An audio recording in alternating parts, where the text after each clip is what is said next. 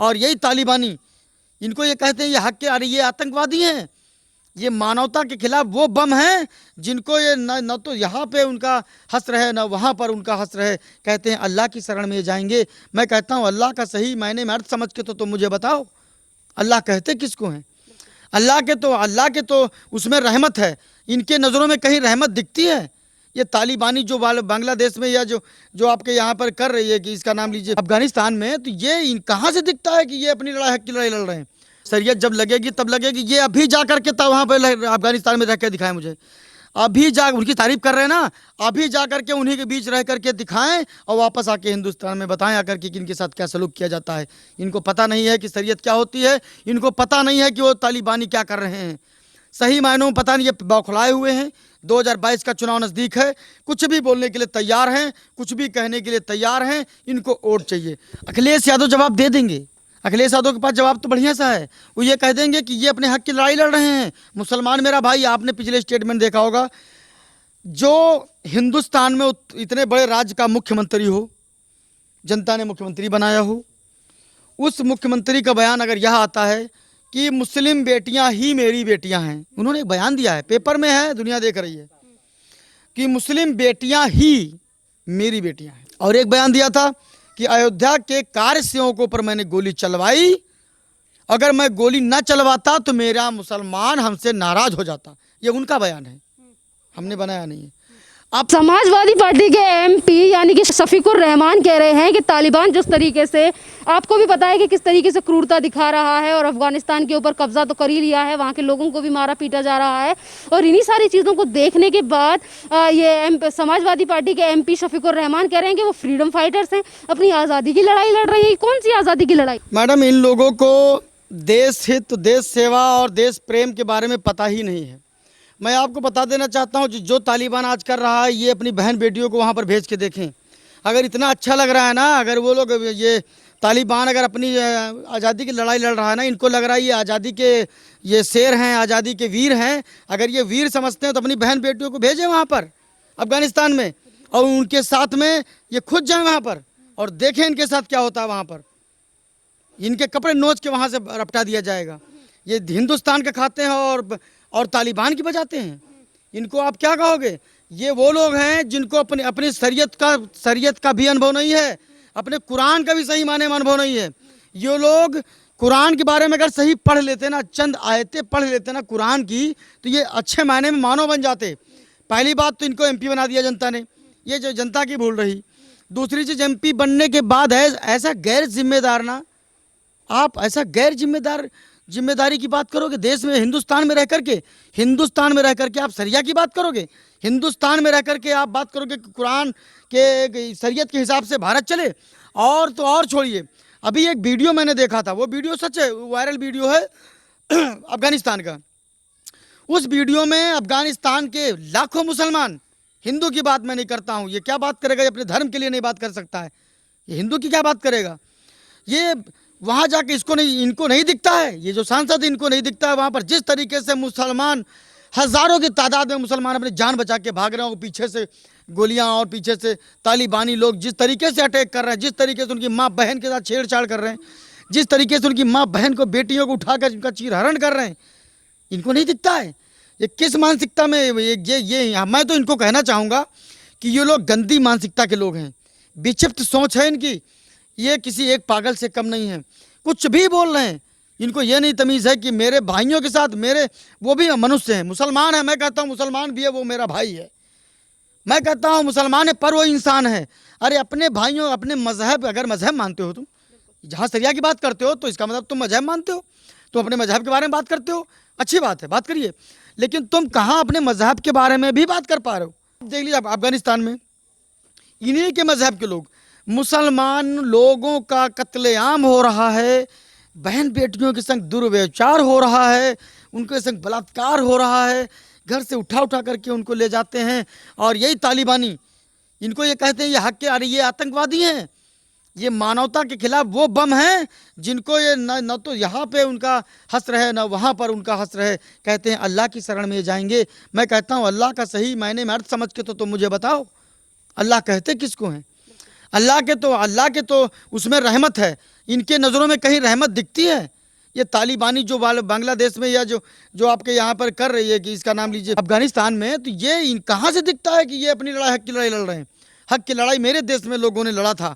किसी भी मजबूर को किसी की मजबूरी का फ़ायदा नहीं उठाया। चंद्रशेखर आज़ाद हो, या मेरे भगत सिंह हो, या बिस्मिल्लाह खां हो, या कितने अनेक वीर हमारे देश में वो आज़ादी की लड़ाई लड़ रहे थे, अंग्रेज़ों के खिलाफ लड़ाई लड़ रहे थे, अंग्रेज़ों को मारने का काम कर रहे थे, अंग्रेज़ों के खिलाफ आवाज़ उठाने का काम कर रहे थे। ऐसा नहीं था मेरे देश में कि मेरे देश के जो वीर सपूत थे वो अंग्रेज़ों की बहू बेटियों को उठा रहे थे।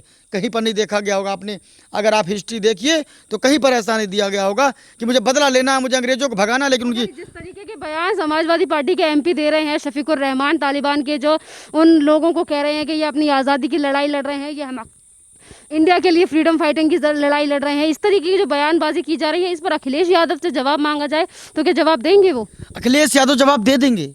अखिलेश यादव के पास जवाब तो बढ़िया सा है। वो ये कह देंगे कि ये अपने हक की लड़ाई लड़ रहे हैं। मुसलमान मेरा भाई, आपने पिछले स्टेटमेंट देखा होगा, जो हिंदुस्तान में इतने बड़े राज्य का मुख्यमंत्री हो, जनता ने मुख्यमंत्री बनाया हो, उस मुख्यमंत्री का बयान अगर यह आता है कि मुस्लिम बेटियां ही मेरी बेटियां हैं, उन्होंने एक बयान दिया है, पेपर में है, दुनिया देख रही है, कि मुस्लिम बेटियां ही मेरी बेटियां हैं। और एक बयान दिया था कि अयोध्या के कार्य सेवकों पर मैंने गोली चलवाई, अगर मैं गोली न चलवाता तो मेरा मुसलमान हमसे नाराज हो जाता। ये उनका बयान है, हमने बनाया नहीं है।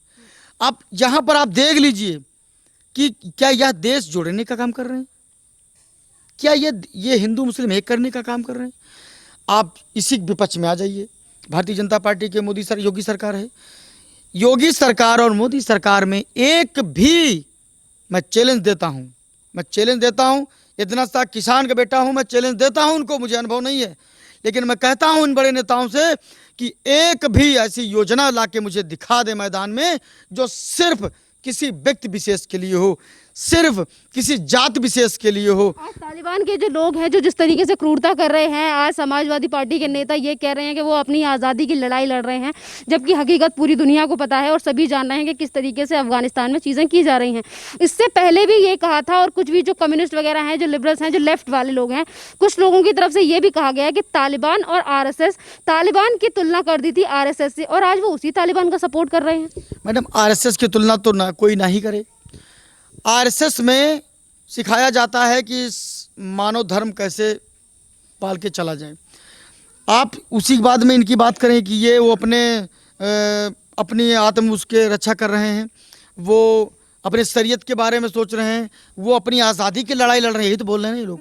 मैडम, बोलेंगे ना ये लोग, क्योंकि इनके बोलने के पास ये है, क्योंकि ये एकल दृष्टि के लोग हैं। इनको मोहम्मदन तो दिखता है, मुसलमान तो दिखता है, लेकिन इस देश का हिंदू नहीं दिखता है। इनको मुसलमान की वोट चाहिए 2022 में।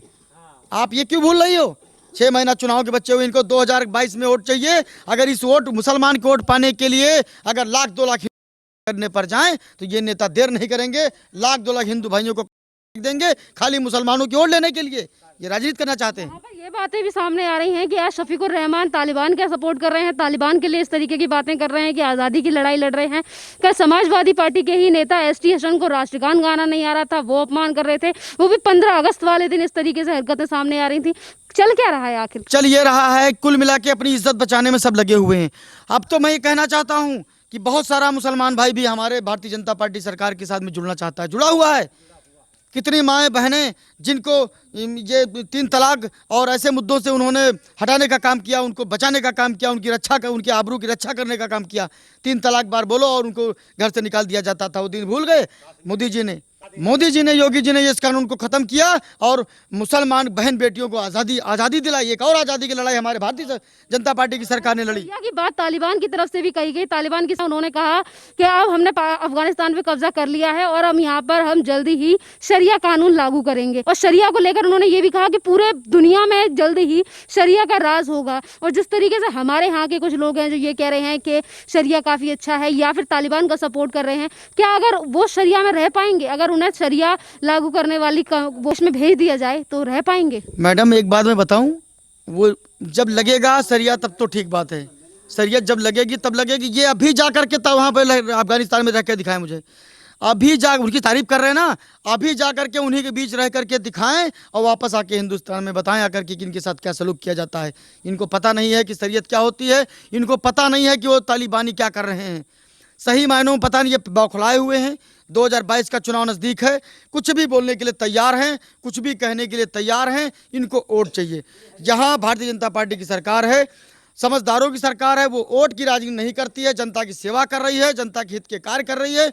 जनता वोट देती है और देगी, और ये वोट के लिए कुछ भी करने को तैयार है। इसीलिए शरीयत की बात कराओ। रही बात जो ये लोग तालिबानी लोग हैं, ये लोग जिस बता रहे शरीयत लागू होगा, अरे इनसे कहो कि अपने देश को जहाँ पर ये अपना ये कर रहे हैं, इनके घरों में खाने कितना है। तालिबान को कहो ना कि इनके घरों में खाने कितना है।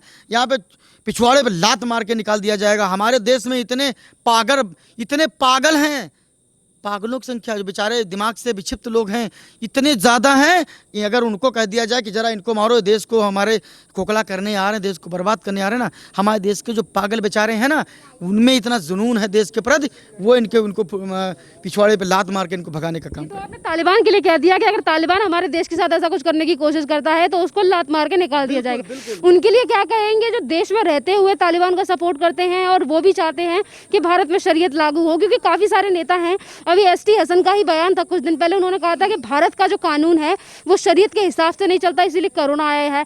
ऐसे भी लोग हैं जो खुद चाहते हैं कि भारत में शरिया है। इस तरीके की बात करने वाले लोगों के साथ क्या करना चाहिए? भारत के वो भारत खाते तो भारत का है, लेकिन उनके अंदर खून पाकिस्तान का है। मैडम, वो पाकिस्तान के ही लोग हैं, पाकिस्तान की मानसिकता रखने वाले लोग हैं, जो देशद्रोह जैसी बात करते हैं। इनको तो देशद्रोह का मुकदमा इन पर चलाना जाना चाहिए। अगर मेरी बात माने तो इन पर ऐसे वक्तव्य बोलने वाले व्यक्ति पर देशद्रोह का मुकदमा लगा करके उन पर मुकदमा चलाने का काम करना चाहिए सरकार को। कतई इन लोगों को गिरफ्तार करना चाहिए। ऐसी बात देश में रह कर नहीं बोल सकते। देश चलता है संविधान से, संविधान को नतमस्तक करके इनको चलना चाहिए। बाबा साहब भीमराव अंबेडकर की टीम ने जो संविधान लिखा था, आज तक देश उसी चलता आया है, आगे भी इसी चलेगा।